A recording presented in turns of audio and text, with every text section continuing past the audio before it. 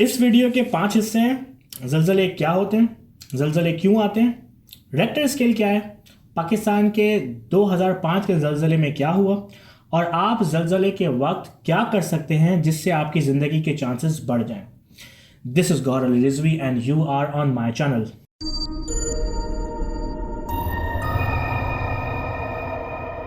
थोड़ा सा बैकग्राउंड, हमारी दुनिया को अगर डाइसेक्ट करेंगे तो हमें कुछ ऐसी पिक्चर मिलेगी। इसके सबसे ऊपर वाले हिस्से को अर्थ क्रस्ट कहते हैं और इसके बिल्कुल नीचे वाले हिस्से को अपर मैंटल, ये दोनों मिलकर लिथोस्फीयर कहलाते हैं। हमारी दुनिया इन्हीं से ढकी हुई है, बट एक सॉलिड स्फीयर नहीं बल्कि प्लेट्स हैं जो कि पूरी दुनिया पर एक चादर की तरह बिछी हुई हैं, जिनको 7 मेजर टेक्टोनिक प्लेट्स में बांटा जा सकता है। वैसे माइनर और माइक्रो प्लेट्स भी होती हैं, लेकिन इस वीडियो के लिए ज़्यादा डिटेल में नहीं जाना चाहता। ये टेक्टोनिक प्लेट्स बहुत ही स्लो मूव करती हैं और दूसरी टेक्टोनिक प्लेट से टकराती रहती हैं। इन प्लेट्स का एक दूसरे से इंटरेक्शन 3 टाइप का होता है। जब वो एक दूसरे से दूर जाती हैं तो बीच में जगह बन जाती है जिसको डाइवर्जेंट प्लेट बाउंड्री कहते हैं और ज़मीन के नीचे से मैग्मा निकलकर उस क्रैक को सील कर देता है।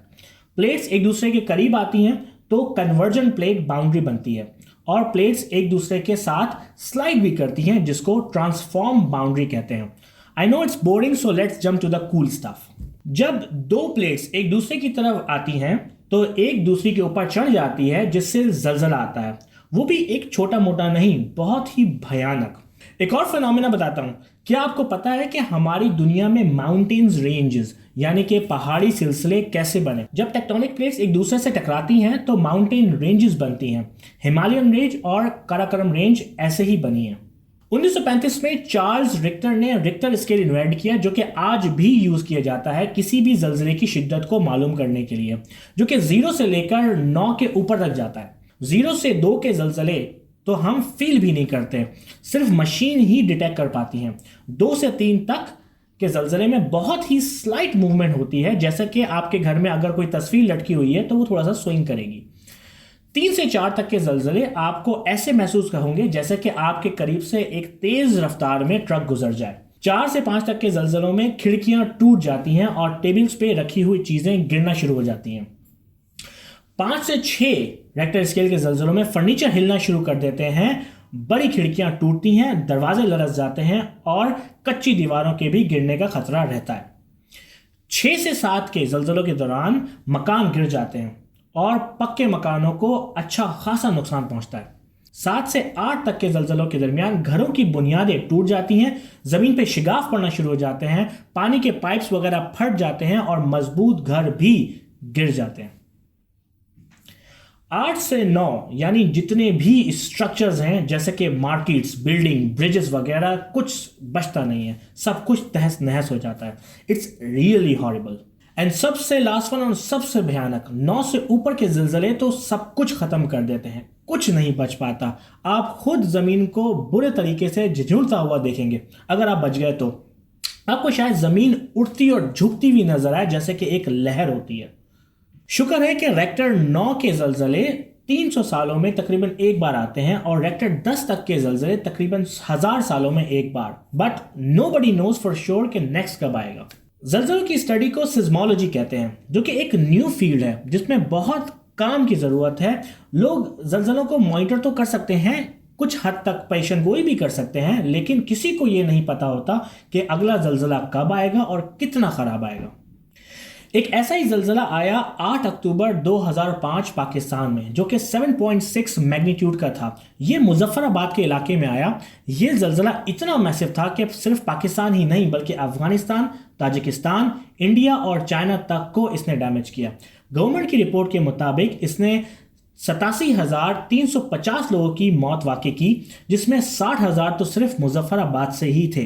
तकरीबन 1,40,000 लोग जख्मी हुए और 35 लाख लोग बेघर हो गए। गवर्नमेंट की रिपोर्ट्स के मुताबिक इस जलजले में 19,000 बच्चे मारे गए, जिसमें ज्यादातर स्कूल की इमारतों के तले दब कर मरे।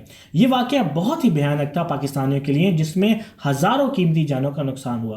क्या आपको पता है कि हर साल तकरीबन 10 लाख जलजले आते हैं? लेकिन ये इतने हल्के होते हैं कि हम इनको पता भी नहीं कर पाते। जैसे कि अगस्त 10, 2017 को अफगानिस्तान में 4.4 मैग्नीट्यूड का जलज़ला रिकॉर्ड हुआ। 13 अगस्त 2017 को सोराब पाकिस्तान में 4.4 मैग्नीट्यूड का जलज़ला आया और 11 अगस्त को फिलीपीन में 6.2 मैग्नीट्यूड का जलज़ला आया। आज की तारीख में भी आप गूगल पे जाकर जलज़ले को सर्च कर सकते हैं, आपको पता चलेगा कि आज कहाँ कहाँ पे जलज़ले आए हैं। जलज़ले आने पर आप क्या कर सकते हैं, इसको मैंने 3 हिस्सों में बांटा है: before the earthquake, during the earthquake and after the earthquake. अपने घरों पर फर्स्ट एड किट हमेशा रखें, एक टॉर्च ज़रूर रखें, बैटरी ज़रूर रखें टॉर्च के लिए, अगर हो सके तो बैटरी से चलने वाला रेडियो भी रखें।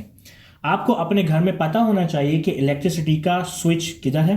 बहुत भारी सामान अलमारियों के ऊपर ना रखें क्योंकि सबसे पहले नीचे गिरेंगे।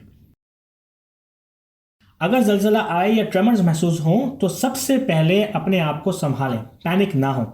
अगर आप घर में हैं तो घर में ही रहें, बाहर हैं तो बाहर ही रहें, घर के अंदर हैं तो टेबल या डेस्क के नीचे छुप जाएं, अगर छुपने की कोई जगह ना हो तो ज़मीन पर ही लेट जाएं।